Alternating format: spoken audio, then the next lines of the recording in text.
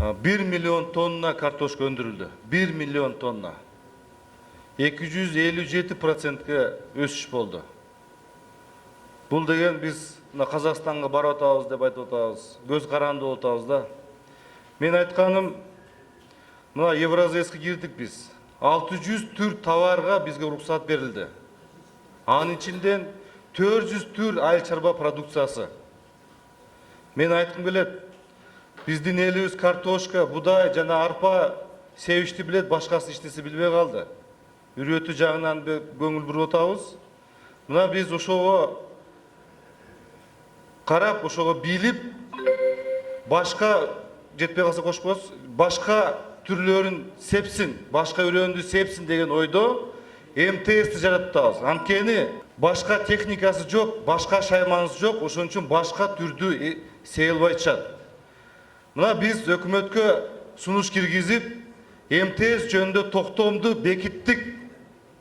Бүгүнкү күндө Нарындан баштап, Таластан, Иссүкөлдөн, Баткенден, Оштон 86 айыл өкмөт заявка берди. Лизинг аркылуу МТС ачуу боюнча. Акчабыз бар. Баштапкы 30% төлөп беребиз. Бизге лизингке аркылуу МТС жаратайлык десек, айыл банк мына жерлерде барса, айыл банктын өкүлдөрү бизге эч кандай команда берген жок. Бизде анда буйруктар болгон жок деп тоскоолдук кылып атат. Мен айтат элем, Ашылбек Мойдонович, жеткизип барыңыз өкмөттүн башчысына. Айыл банктын жетекчисин же алмаштырсын, же элге чыгып, ошол картошкасын сатканга жардам берсин. Же жакшынакай ошол МТС курам дегендерди жардам берсин. Айыл өкмөт башчысы бул мамлекеттик орган. Мамлекеттин банктан акча сурап атат.